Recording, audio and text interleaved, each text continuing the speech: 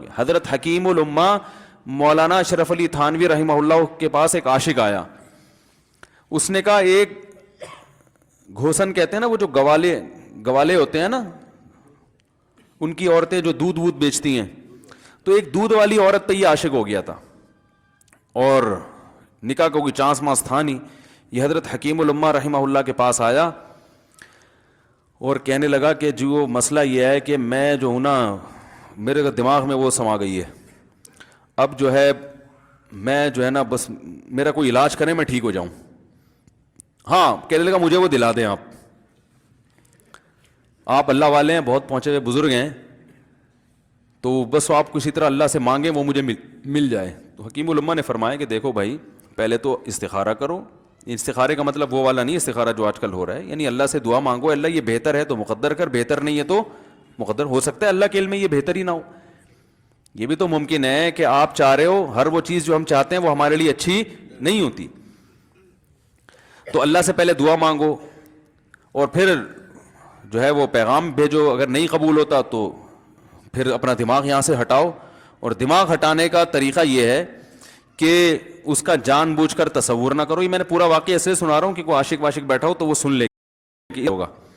کبھی اس کا دماغ میں تصور نہ لاؤ, ٹھیک ہے نا, جان کر نہ لاؤ. خود بھی آ رہا ہے تو وہ ایک الگ بات ہے نا, وہ تو غیر اختیاری چیز ہے. خود سے آ رہا ہے تو ایک الگ بات ہے. جان کر نہ سوچو اس کے بارے میں, اپنے آپ کو مصروف رکھو, اس کی طرف کبھی جاؤ نہیں, اس راستے سے نہ گزرو.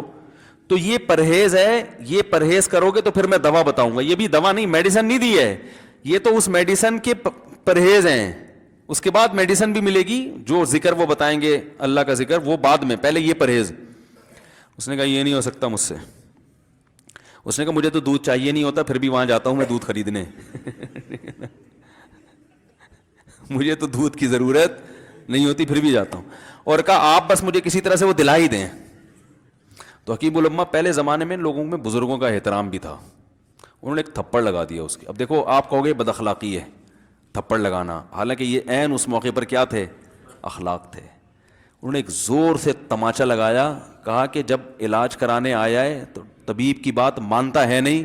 اب ڈاکٹر اگر کسی مریض کو کہے یہ کرو وہ کرو, کہہ رہا ہے میں یہ نہیں کروں گا, تو ڈاکٹر کہ دفعہ ہو یہاں سے, میرا ٹائم کیوں ضائع کر رہے. ایک تھپڑ لگایا اس کے زوردار نا, بولا جب آئے ہو ہم سے علاج کرانے کے لیے اور ہماری مانتے نہیں ہو تو ٹائم کیوں ضائع کرو ہمارے. زور سے تماچا لگایا.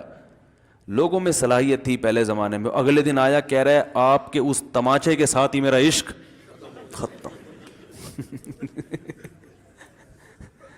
تماچا لگا ہے اور عشق ختم. حکیم الامہ کو حکیم الامہ اس لیے تو کہتے تھے کہ وہ جانتے تھے کس کا کیسے علاج ہوگا. اس کا علاج تمیز سے نہیں ہو سکتا.